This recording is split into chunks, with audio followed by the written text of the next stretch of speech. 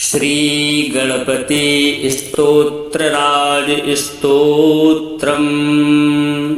गणेश पुराण के उपासना खंड के अध्याय 13 में ब्रह्मा, विष्णु और शिव द्वारा श्री गणेश जी की स्तुति किए जाने का उल्लेख मिलता है, जिसमें गणेश जी के निर्गुण निराकार स्वरूप का वर्णन मिलता है।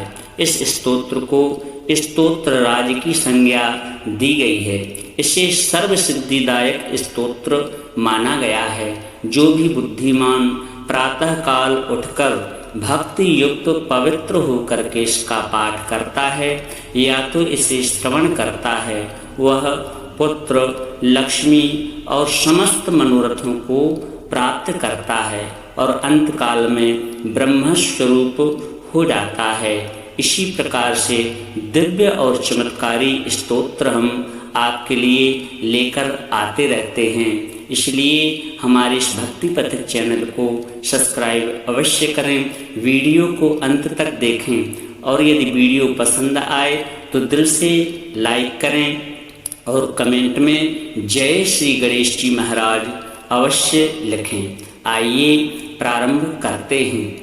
श्री गणेशाय नमः। श्री गणपति स्तोत्रराज स्तोत्रम। ब्रह्मा विष्णु महेश्वरा ऊचुः अजं निर्विकल्पं निराकारमेकं निरानन्दमद्वैतमानन्दपूर्णं परं निर्गुणं निर्विशेषं निरीहं परब्रह्मरूपं गणेशं भजेम। गुणातीतमाद्यं चिदानन्दरूपं चिदाभासकं सर्वगं ज्ञानगम्यं मुनिध्येयमाकाशरूपं परेशं परब्रह्मरूपं गणेशं भजेम। जगत्कारणं कारणज्ञानरूपं सुरादिं सुखादिं युगादिं गणेशं जगद्व्यापिनं विश्ववन्द्यं सुरेशं परब्रह्मरूपं गणेशं भजेम। रजोयोग तो ब्रह्मरूपं श्रुतेज्ञं सदा कार्यसत्तं हृदाचिन्त्यरूपं जगत्कारणं सर्वविद्यानिधानं परब्रह्मरूपं गणेशं नतास्मः। सदा सत्त्वयोगं मुदा क्रीडमानं सुरारीन्हरन्तं जगत्पालयन्तम् अनेकावतारं निजाज्ञानहारं सदा विष्णुरूपं गणेशं नमामः। तमोयोगिनं रौद्ररूपं त्रिनेत्रं जगद्धारकं तारकं ज्ञानहेतुं अनेकागमैः स्वं जनं बोधयन्तं सदा सर्वरूपं गणेशं नमामः। तमस्तुमहारं जनाज्ञानहारं त्रैवेदसारं परब्रह्मपारं मुनिज्ञानकारं विदुरेविकारं सदा ब्रह्मरूपं गणेशं नमामः। निजैरौषधीस्तर्पयन्तं करोघैः सौरौघां कलाविसुधास्राविणीभिः दिनेशांशु सन्तापहारं द्विजेशं शशाङ्कस्वरूपं गणेशं नमामः। प्रकाशस्वरूपं नभोवायुरूपं विकारादिहेतुं कलाकालभूतम्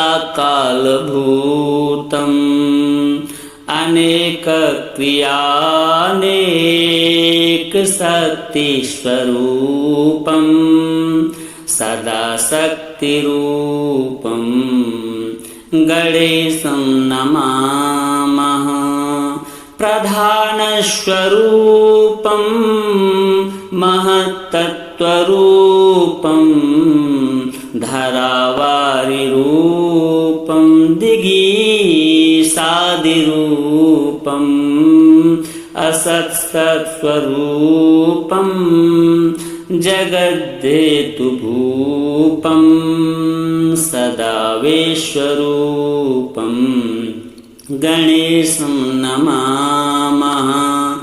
त्वदीये मनः स्थापयेदङ्घ्रियोगमे जनो विघ्नसङ्घान्न पीडां लभेता। लसत् सूर्यबिम्बे विशाले स्थितेयं जनो ध्वान्तपीडां कथं वा लभेता। वयं भ्रामिताः सर्वथा ज्ञानयोगाद् लब्ध्वा तवाङ्घ्रिं बहून् वर्षपूगान्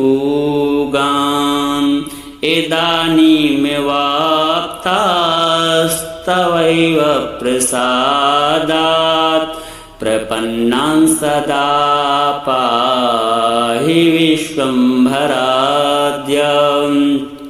ब्रह्मोवाच एवं स्तुतो गणेशस्तु सन्तुष्टो भून्महामुने कृपया पर्योपेतो विधातुं तान् प्रचक्रमे। ब्रह्मा विष्णु महेश्वरा ऊचुः अजं निर्विकल्पं निराकारमेकं निरानन्दमद्वैतमानन्दपूर्णं परं निर्गुणं निर्विशेषं निरीहं परब्रह्मरूपं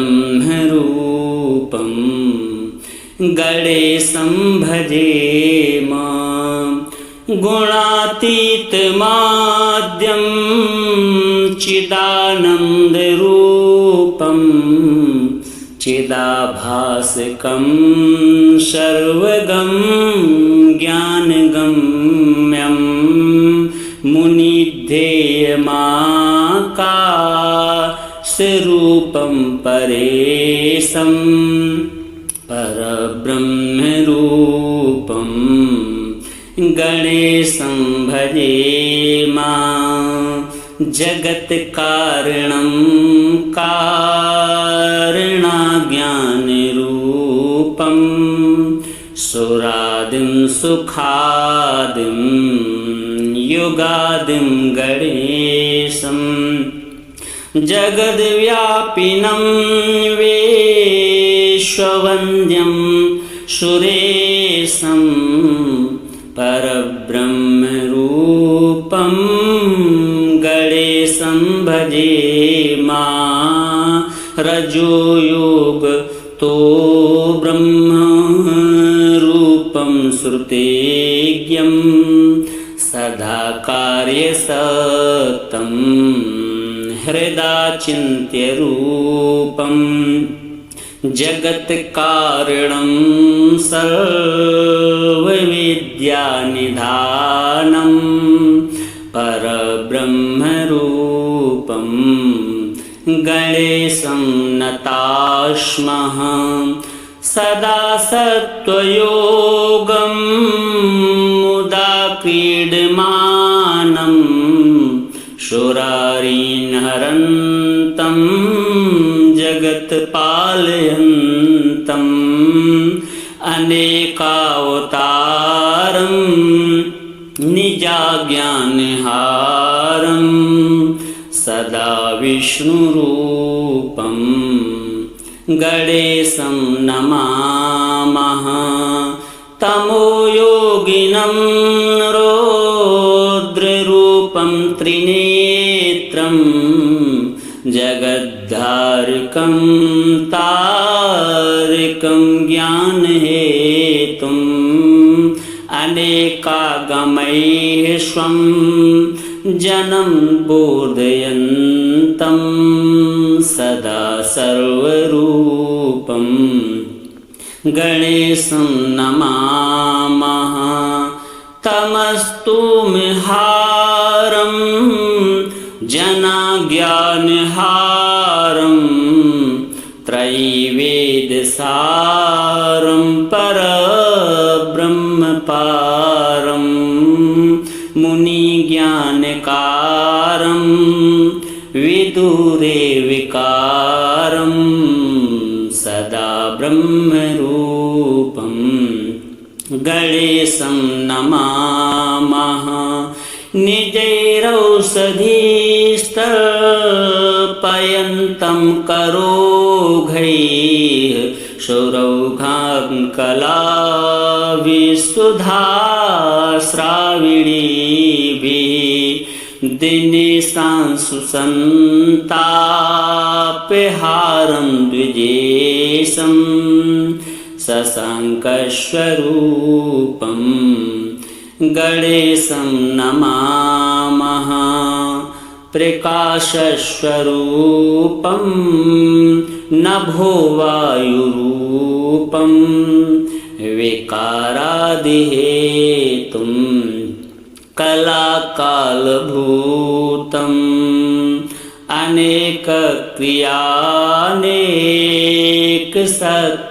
अनेकक्रियानेकशक्तिस्वरूपं सदा शक्तिरूपं गणेशं नमामः प्रधानस्वरूपं महत्तत्त्वरूपं धरावारिरूपं दिगीसादिरूपम् असत्सत्स्वरूपं जगद्धेतुभूपं सदा विश्वरूपं गणेशं नमामः त्वदीये मनः स्थापयेदङ्घ्रियोग में जनो विघ्नसङ्घान्न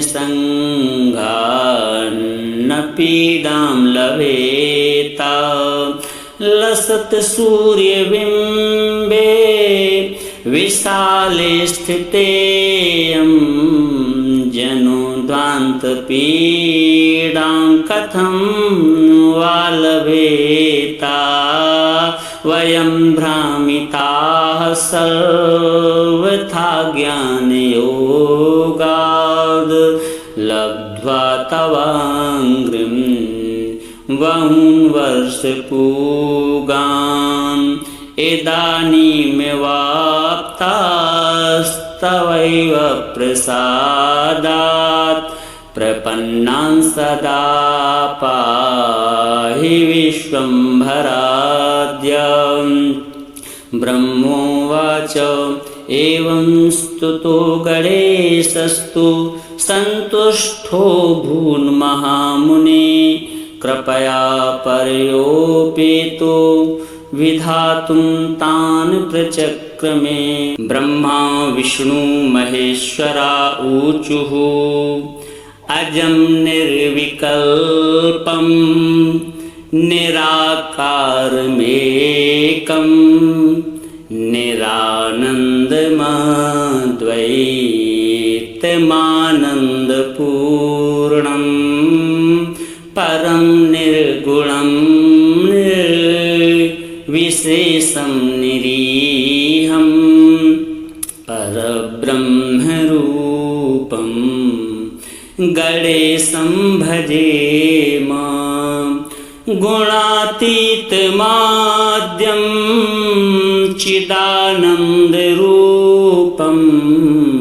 चिदाभासकं सर्वगं ज्ञानगम्यं मुनिध्येयमाकाशरूपं परेशं परब्रह्मरूपं गणेशं भजेम। जगत्कारणं कारणज्ञानरूपं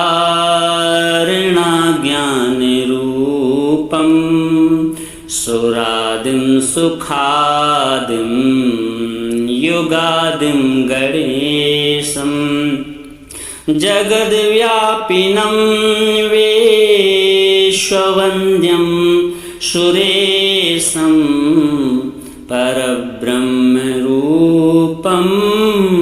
गणेशं भजेम।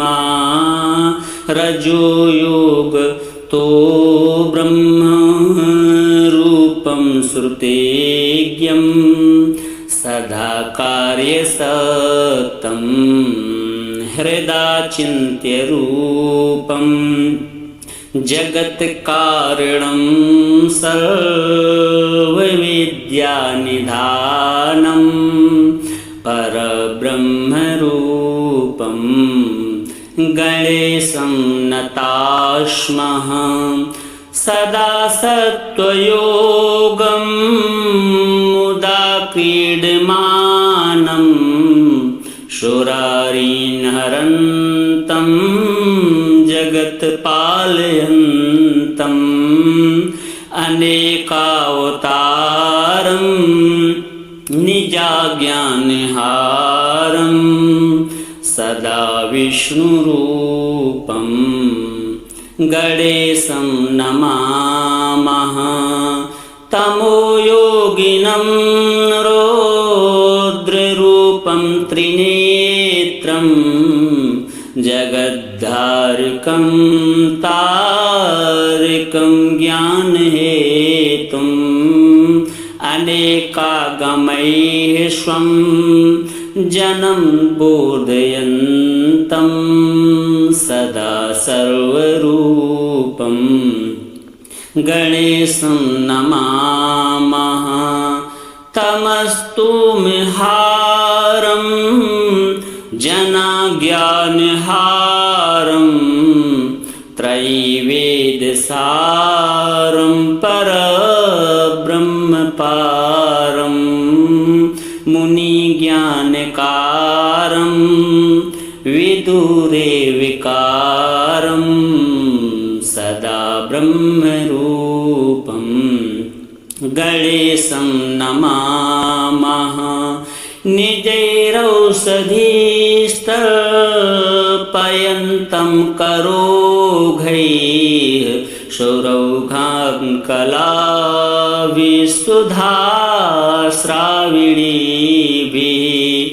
दिनेशांशुसन्तापहारं द्विजेशं शशाङ्कस्वरूपं गणेशं नमामः। प्रकाशस्वरूपं नभोवायुरूपं विकारादिहेतुं कलाकालभूतम्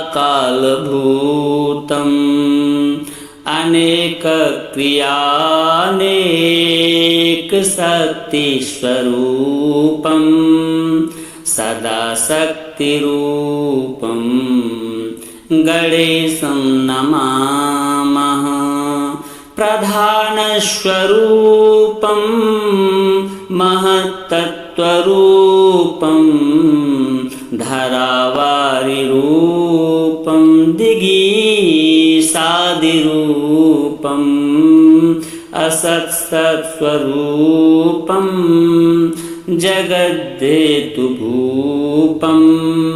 सदा विश्वरूपं गणेशं नमामः।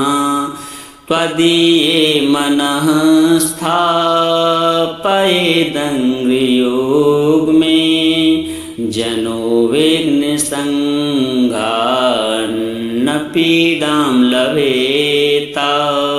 लसत् सूर्यबिम्बे विशाले स्थितेयं जनो ध्वान्तपीडां कथं वा लभेता। वयं भ्रामिताः सर्वथा ज्ञानयोगाद् लब्ध्वा तवाङ्घ्रिं बहून् वर्षपूगान् इदानीमेवाप्तास्तवैव प्रसादात् प्रपन्नान् सदा पाहि विश्वम्भराद्य। ब्रह्मोवाच एवं स्तुतो गणेशस्तु सन्तुष्टो भून्महामुने कृपया पर्योपेतो विधातुं तान् प्रचक्रमे। ब्रह्मा विष्णु महेश्वरा ऊचुः अजं निर्विकल्पं निराकारमेकं निरानन्दमद्वैतमानन्दपूर्णं परं निर्गुणं निर्विशेषं निरीहं परब्रह्मरूपं गणेशं भजेम। गुणातीतमाद्यं चिदानन्दरूपं चिदाभासकं सर्वगं ज्ञानगम्यं मुनिध्येयमाकाशरूपं परेशं परब्रह्मरूपं गणेशं भजेम। जगत्कारणं कारणज्ञानरूपं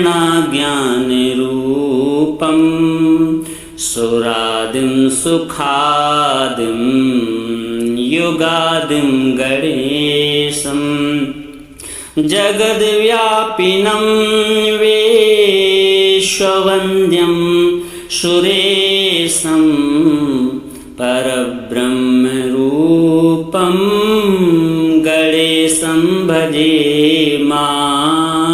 रजोयोगतो ब्रह्मरूपं श्रुतेज्ञं सदा कार्यसक्तं हृदा चिन्त्यरूपं जगत्कारणं सर्वविद्यानिधानं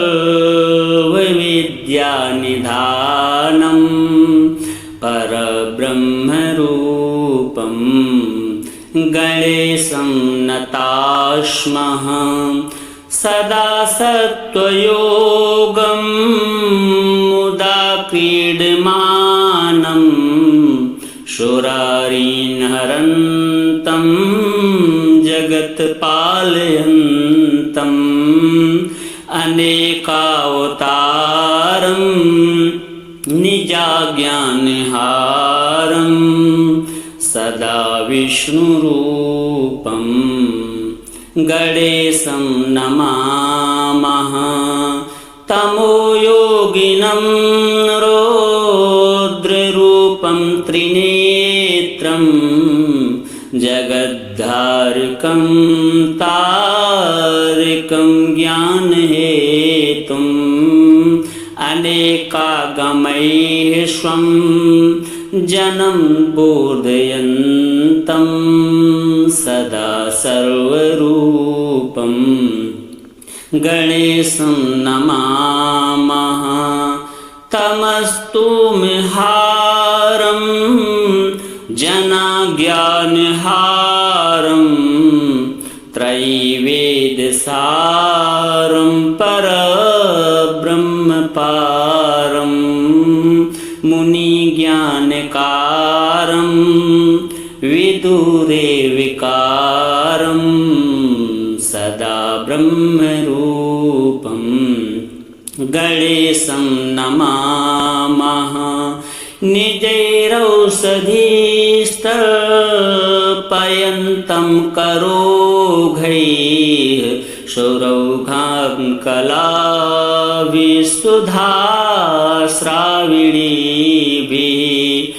दिनेशांशु सन्तापहारं द्विजेशं शशाङ्कस्वरूपं गणेशं नमामः। प्रकाशस्वरूपं नभोवायुरूपं विकारादिहेतुं कलाकालभूतम् अनेकक्रियानेकशक्तिस्वरूपं सदा शक्तिरूपं गणेशं नमामः। प्रधानस्वरूपं महत्तत्त्वरूपं धरावारिरूपं दिगीसादिरूपं असत्सत्स्वरूपं जगद्धेतुभूपं सदा विश्वरूपं गणेशं नमामः। त्वदीये मनः स्थापयेदङ्घ्रियोग में जनो विघ्नसङ्घान्न पीडां लभेता। लसत सूर्यबिम्बे विशाले स्थितेयं जनो ध्वान्तपीडां कथं वा लभेता। वयं भ्रामिताः सर्वथा ज्ञानयोगाद् लब्ध्वा तवाङ्घ्रिं बहून् वर्षपूगान् इदानीमेवाप्तास्तवैव प्रसादात् प्रपन्नान् सदा पाहि विश्वम्भराद्य। ब्रह्मोवाच एवं स्तुतो गणेशस्तु सन्तुष्टो भून्महामुने कृपया पर्योपेतो विधातुं तान् प्रचक्रमे। ब्रह्मा विष्णु महेश्वरा ऊचुः अजं निर्विकल्पं निराकारमेकं निरानन्दमद्वैतमानन्दपूर्णं परं निर्गुणं निर्विशेषं निरीहं परब्रह्मरूपं गणेशं भजेम। गुणातीतमाद्यं चिदानन्दरूपं चिदाभासकं सर्वगं ज्ञानगम्यं मुनिध्येयमाकाशरूपं परेशं परब्रह्मरूपं गणेशं भजेमा जगत्कारणं कारणज्ञानरूपं सुरादिं सुखादिं युगादिं गणेशं जगद्व्यापिनं विश्ववन्द्यं सुरेशं परब्रह्मरूपं गणेशं भजेमा रजोयोग तो ब्रह्मरूपं श्रुतेज्ञं सदा कार्यसक्तं हृदाचिन्त्यरूपं जगत्कारणं सर्वविद्यानिधानं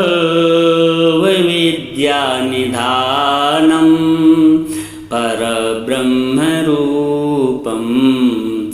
गणेशं नतास्मः सदा सत्त्वयोगं मुदा क्रीडमानं शूरारिन्हरन्तं जगत्पालयन्तम् अनेकावतारं निजाज्ञानहारं सदा विष्णुरूपं गणेशं नमामः तमोयोगिनं रौद्ररूपं त्रिनेत्रं जगद्धारकं तारकं ज्ञानहेतुं अनेकागमैः स्वं जनं बोधयन्तं सदा सर्वरूपं गणेशं नमामः तमस्तुमहारं जनाज्ञानहारं त्रैवेदसारं परब्रह्मपारं मुनिज्ञानकारं विदुरेविकारं सदा ब्रह्मरूपं गणेशं नमामः निजैरौषधीस्तर्पयन्तं करोघैः सुरौघां कलाविसुधाश्राविणीभिः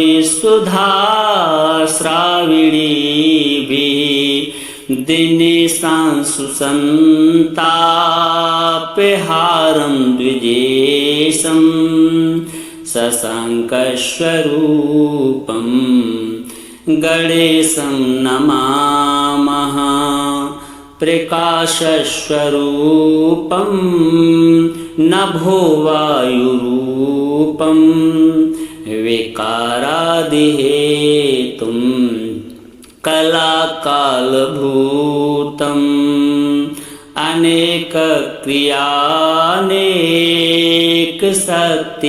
अनेकक्रियानेकशक्तिस्वरूपं सदा शक्तिरूपं गणेशं नमामः प्रधानस्वरूपं महत्तत्त्वरूपं धरावारिरूपं दिगीसादिरूपं असत्सत्स्वरूपं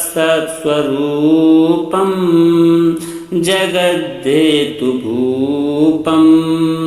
सदा विश्वरूपं गणेशं नमामः त्वदीये मनः स्थापयेदङ्घ्रियोगमे जनो विघ्नसङ्घान्न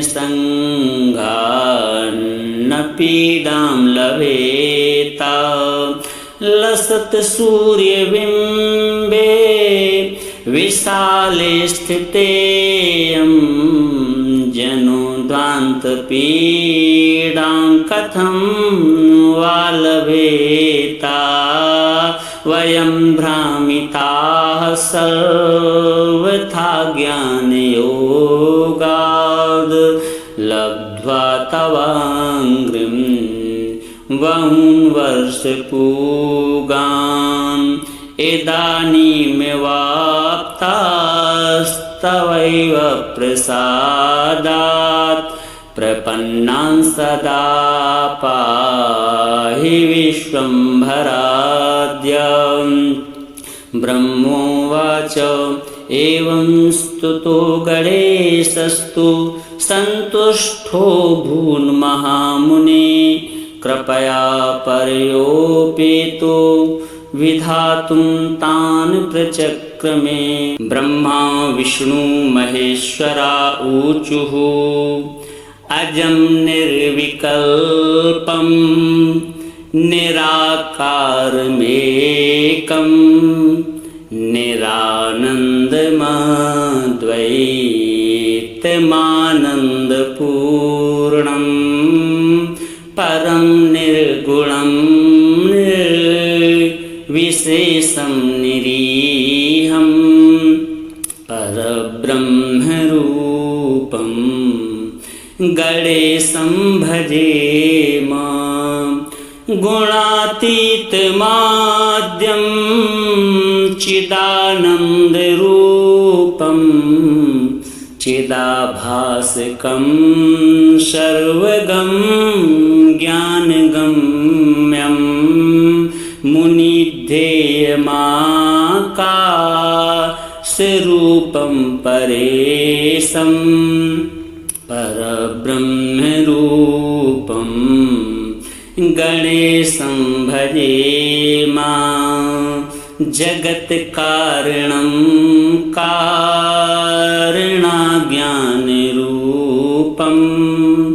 सुरादिं सुखादिं युगादिं गणेशं जगद्व्यापिनं विश्ववन्द्यं सुरेशं परब्रह्मरूपं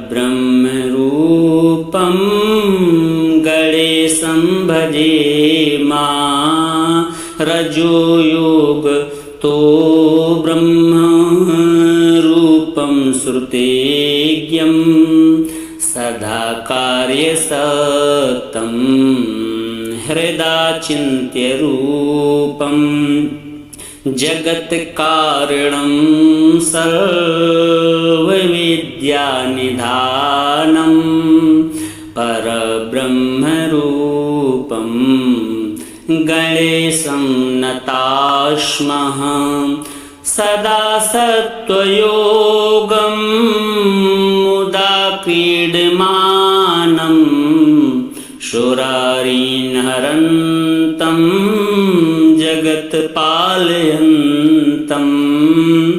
अनेकावतारं निजाज्ञानहारं सदा विष्णुरूपं गणेशं नमामः तमोयोगिनं रौद्ररूपं त्रिनेत्रं जगद्धारकं तारकं ज्ञानहेतुम् अनेकागमैः स्वं जनं बोधयन्तं सदा सर्वरूपं गणेशं नमामः तमस्तुमहारं जनाज्ञानहारं त्रैवेदसारं परब्रह्मपारं मुनिज्ञानकारं विदुरेविकारं सदा ब्रह्मरूपं गणेशं नमामः निजैरौषधीस्तर्पयन्तं करोघैः सौरौघान् कलाविसुधास्राविणीभिः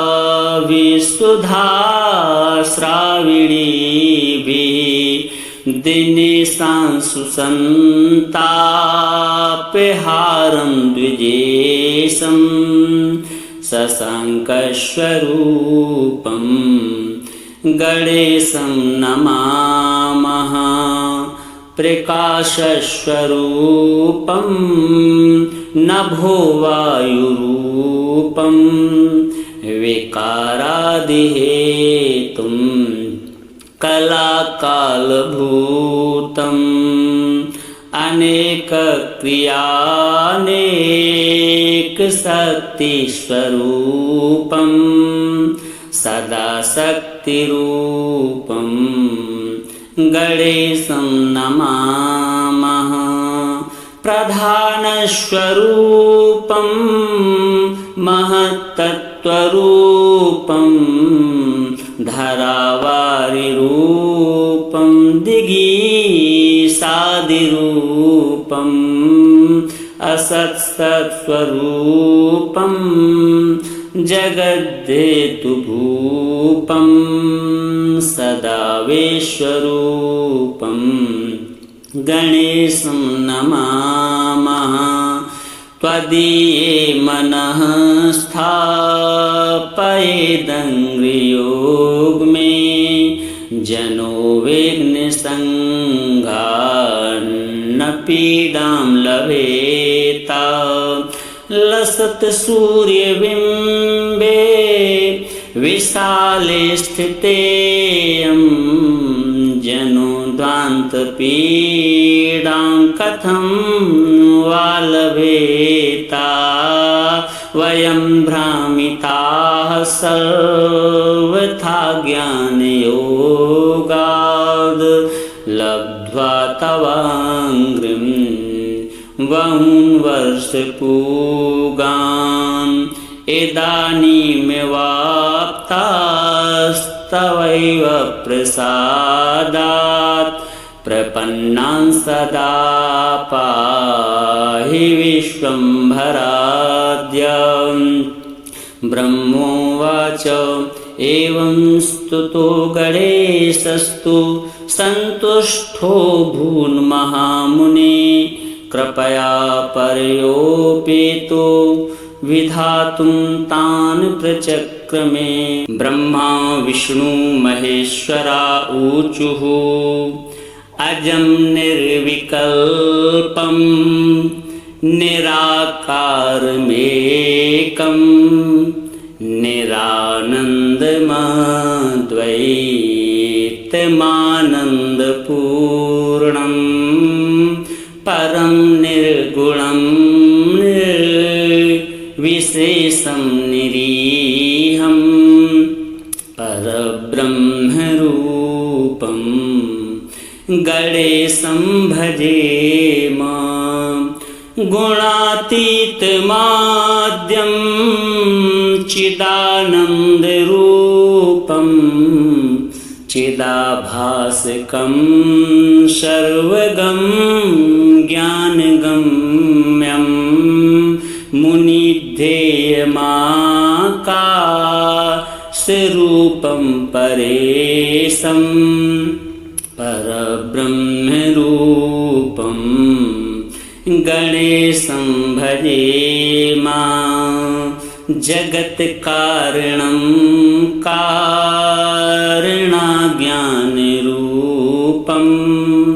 सुरादिं सुखादिं युगादिं गणेशं जगद्व्यापिनं विश्ववन्द्यं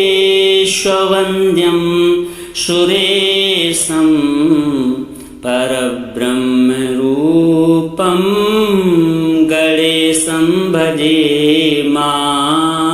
रजोयोगतो ब्रह्मरूपं श्रुतेज्ञं सदा कार्यसक्तं हृदा चिन्त्यरूपं जगत कारणं सर्वविद्यानिधानं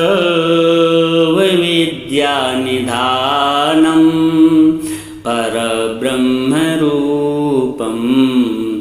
गणेशं नतास्मः सदा सत्त्वयोगं मुदा क्रीडमानं शूरारीन् हरन्तं जगत्पालयन्तम् अनेकावतारं निजाज्ञानहारं सदा विष्णुरूपं गणेशं नमामः तमोयोगिनं रौद्ररूपं त्रिनेत्रं जगद्धारकं तारकं ज्ञानहेतुम् अनेकागमैः स्वं जनं बोधयन्तं सदा सर्वरूपं गणेशं नमामः तमस्तुमहारं जनाज्ञानहारं त्रैवेदसारं परब्रह्मपारं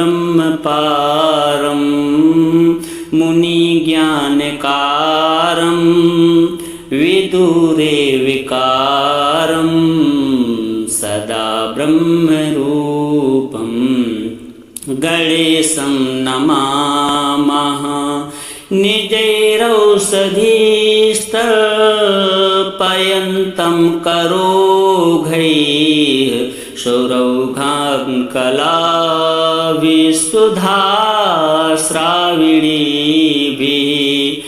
दिनेशांशु सन्तापहारं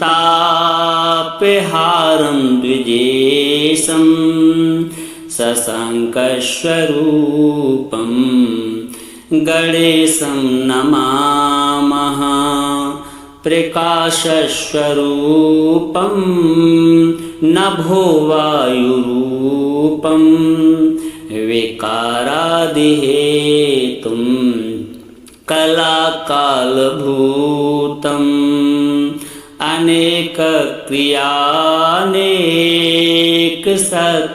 अनेकक्रियानेकशक्तिस्वरूपं सदा शक्तिरूपं गणेशं नमामः प्रधानस्वरूपं महत्तत्त्वरूपं धरावारिरूपं दिगीसादिरूपं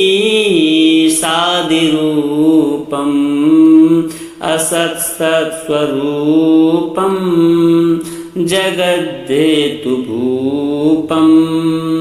सदा विश्वरूपं गणेशं नमामः त्वदीये मनः स्थापयेदङ्घ्रियोगमे जनो विघ्नसङ्घान्न पीडां लभेता लसत् सूर्यबिम्बे विशाले स्थितेयं जनो ध्वान्तपीडां कथं वा लभेता वयं भ्रामिताः सर्वथा ज्ञानयोगाद् लब्ध्वा तवाङ्घ्रिं बहून् वर्षपूगान् इदानीमेवाप्तास्तवैव प्रसादात् प्रपन्नान् सदा पाहि विश्वम्भराद्यं ब्रह्मोवाच एवं स्तुतो गणेशस्तु सन्तुष्टो भून्महामुने कृपया पर्योपेतो विधातुं तान् प्रचक्रमे ब्रह्मा विष्णु महेश्वरा ऊचुः अजं निर्विकल्पं निराकारमेकं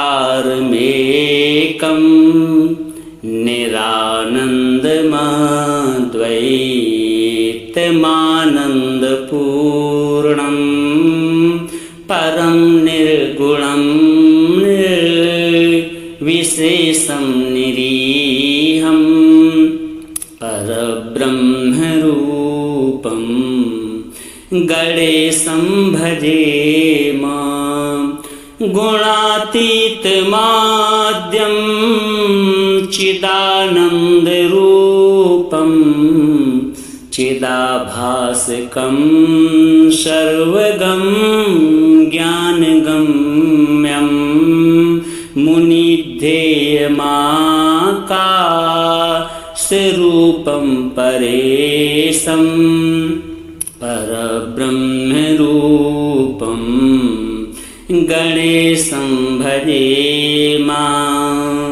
जगत्कारणं कारणज्ञानरूपं सुरादिं सुखादिं युगादिं गणेशं जगद्व्यापिनं विश्ववन्द्यं सुरेशं परब्रह्मरूपं गणेशं भजेम। रजोयोगतो ब्रह्मरूपं श्रुतेज्ञं सदा कार्यसक्तं हृदाचिन्त्यरूपं जगत्कारणं सर्वविद्यानिधानं परब्रह्मरूपं गणेशं नतास्मः। सदा सत्त्वयोगं मुदा क्रीडमानं सुरारीन्हरन्तं जगत्पालयन्तम् अनेकावतारं निजाज्ञानहारं सदा विष्णुरूपं गणेशं नमामः। तमोयोगिनं रौद्ररूपं त्रिनेत्रं जगद्धारकं तारकं ज्ञानहेतुम् अनेकागमैः स्वं जनं बोधयन्तं सदा सर्वरूपं गणेशं नमामः। तमस्तुमहारं जनाज्ञानहारं त्रैवेदसारं परब्रह्मपारं मुनिज्ञानकारं विदुरेविकारं सदा ब्रह्मरूपं गणेशं नमामः। निजैरौषधीस्तर्पयन्तं करोघैः सुरौघां कलाविसुधास्राविणीभिः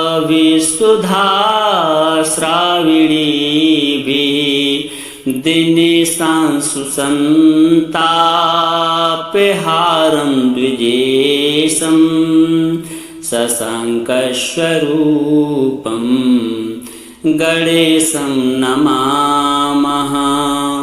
प्रकाशस्वरूपं नभोवायुरूपं विकारादिहेतुं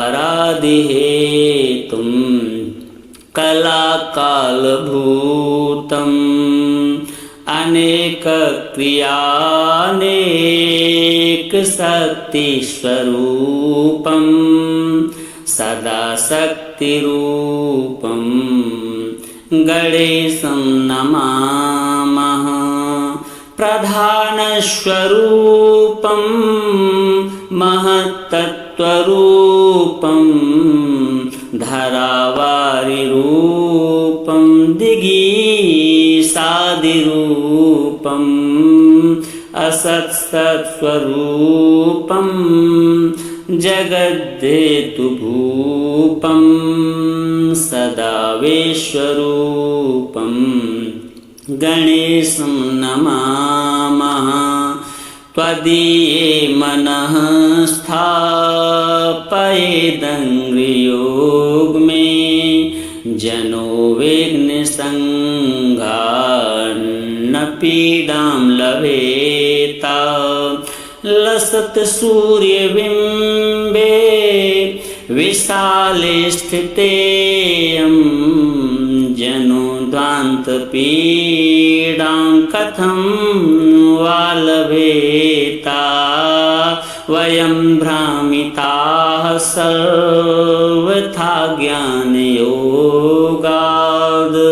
लब्ध्वा तवाङ्घ्रिं बहून् वर्षपूगान् इदानीमेवाप्तास्तवैव प्रसादात् प्रपन्नान् सदा पाहि विश्वम्भराद्य।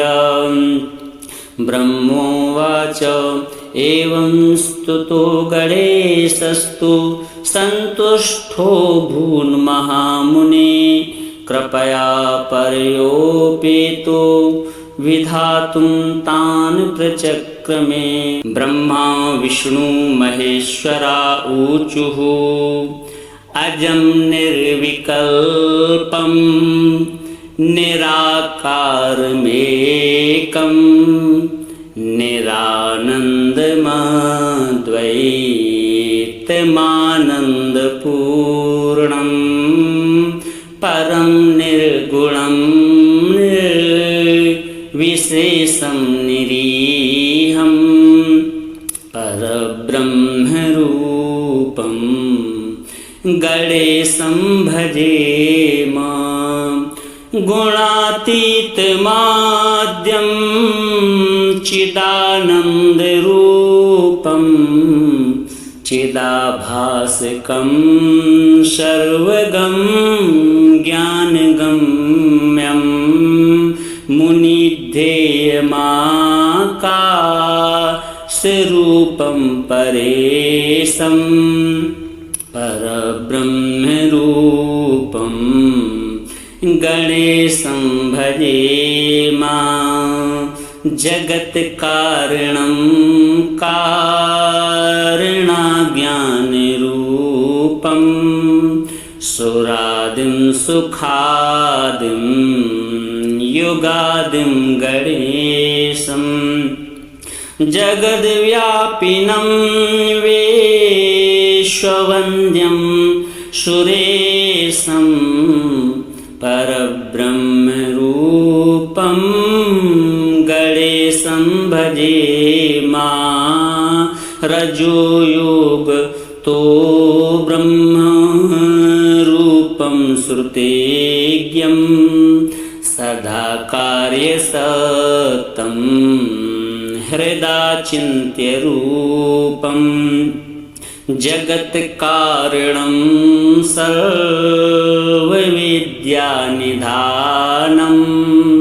परब्रह्मरूपं गणेशं नतास्मः। सदा सत्त्वयोगं मुदा क्रीडमानं सुरारीन् हरन्तं जगत्पालयन्तम् अनेकावतारं निजाज्ञानहारं सदा विष्णुरूपं गणेशं नमामः। तमोयोगिनं रौद्ररूपं त्रिनेत्रं जगद्धारकं तारकं ज्ञानहेतुं अनेकागमैः स्वं जनं बोधयन्तं सदा सर्वरूपं गणेशं नमामः। तमस्तुमहारं जनाज्ञानहारं त्रैवेदसारं परब्रह्मपारं मुनिज्ञानकारं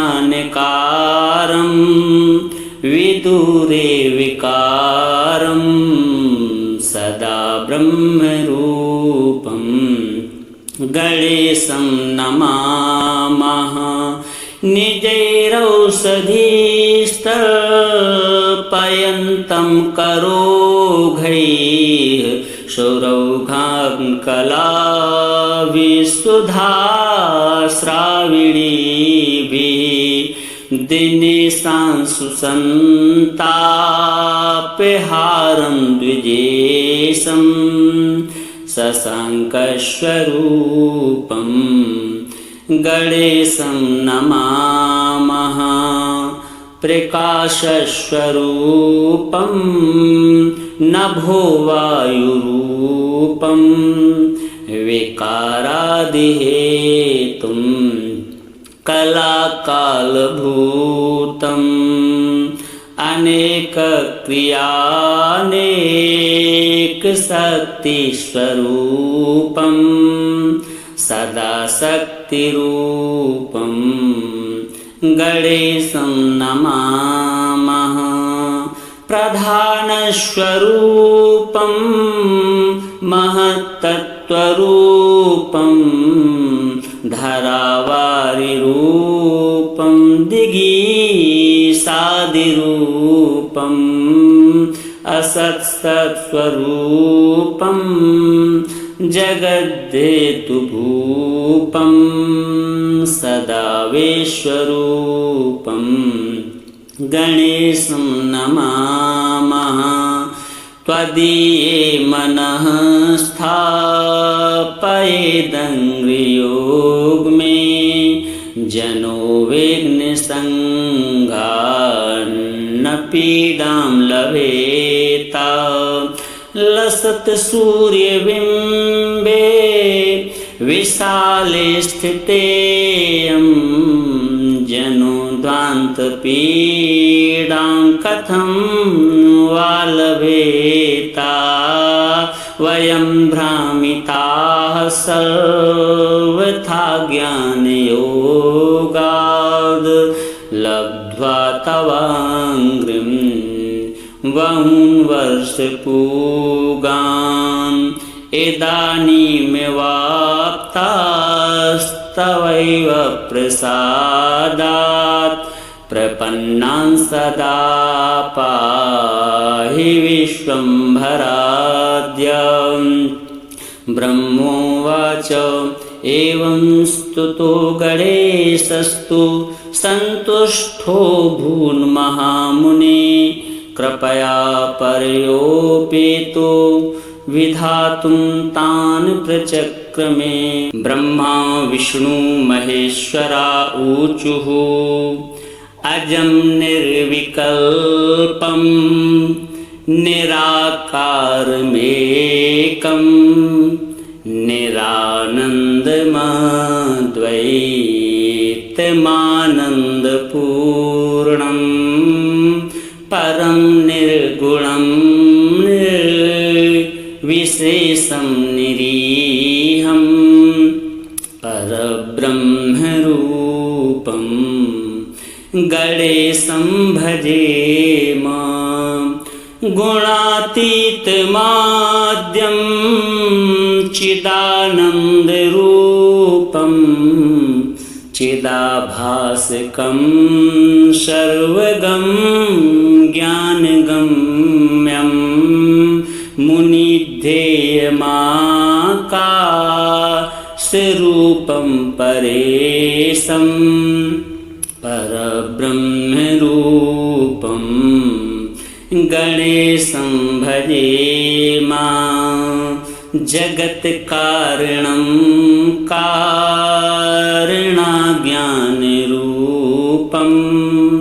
सुरादिं सुखादिं युगादिं गणेशं जगद्व्यापिनं विश्ववन्द्यं सुरेशं परब्रह्मरूपं गणेशं भजेमा रजोयोग तो ब्रह्मरूपं श्रुतेज्ञं सदा कार्यसक्तं हृदाचिन्त्यरूपं जगत्कारणं सर्वविद्यानिधानं परब्रह्मरूपं गणेशं नतास्मः सदा सत्त्वयोगं मुदा क्रीडमानं शूरारीन् हरन्तं जगत्पालयन्तम् अनेकावतारं निजाज्ञानहारं सदा विष्णुरूपं गणेशं नमामः तमोयोगिनं रौद्ररूपं त्रिनेत्रं जगद्धारकं तारकं ज्ञानहेतुम् अनेकागमैः स्वं जनं बोधयन्तं सदा सर्वरूपं गणेशं नमामः तमस्तुमहारं जनाज्ञानहारं त्रैवेदसारं परब्रह्मपारं मुनिज्ञानकारं विदुरेविकारं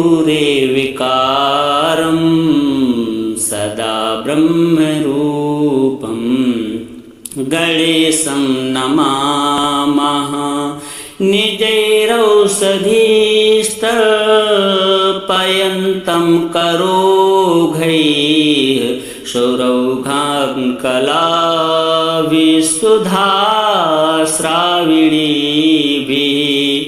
दिनेशांशु सन्तापहारं द्विजेशं शशाङ्कस्वरूपं गणेशं नमामः प्रकाशस्वरूपं नभोवायुरूपं विकारादिहेतुं कलाकालभूतम्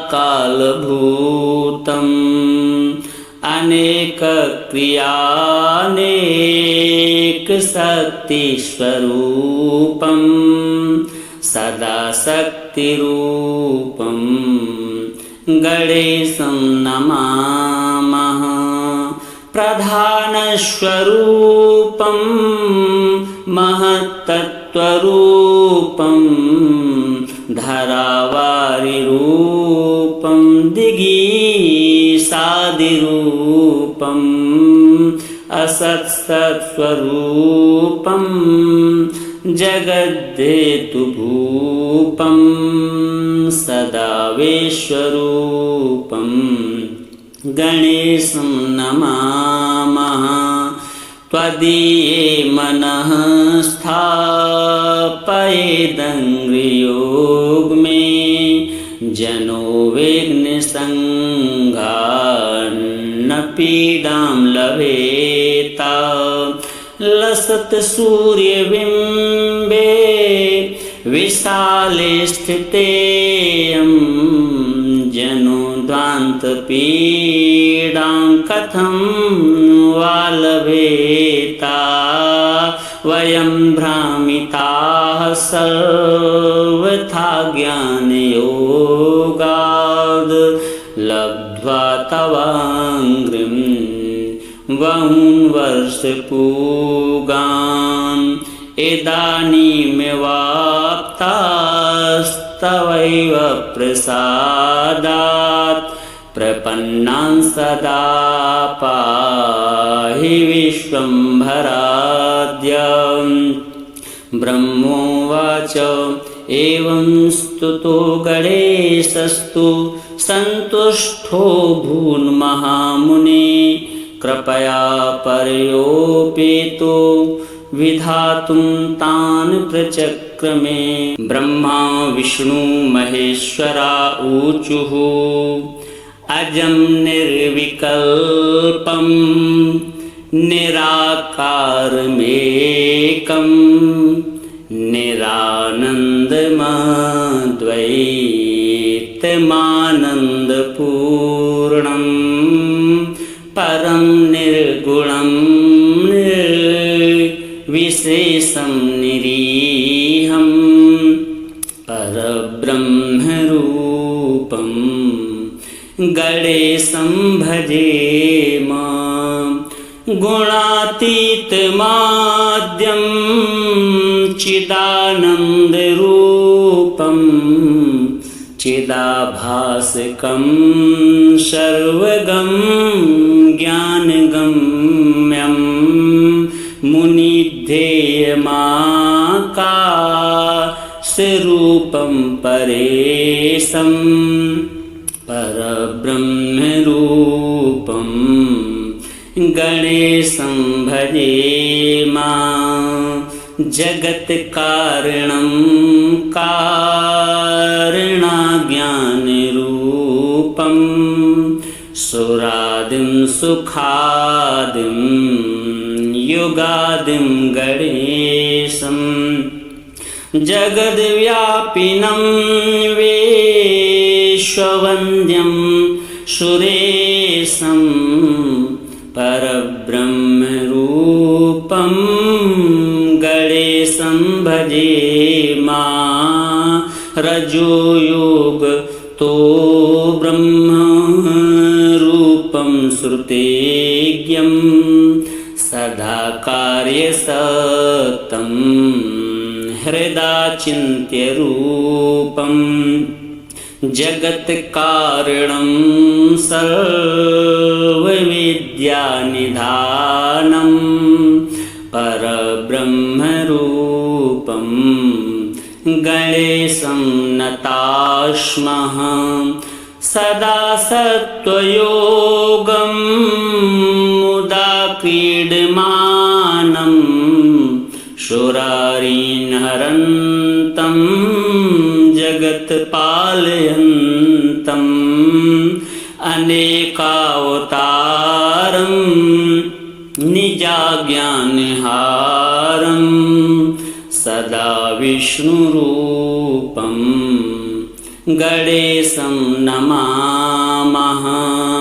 तमोयोगिनं रौद्ररूपं त्रिनेत्रं जगद्धारकं तारकं ज्ञानहेतुं अनेकागमैः स्वं जनं बोधयन्तं सदा सर्वरूपं गणेशं नमामः। तमस्तुमहारं जनाज्ञानहारं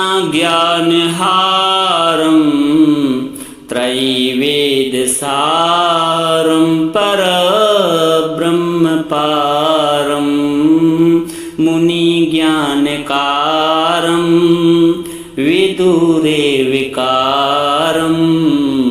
सदा ब्रह्मरूपं गणेशं नमामः।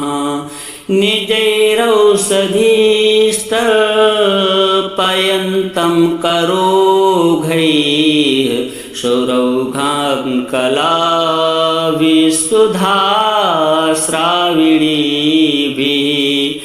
दिनेशांशु सन्तापहारं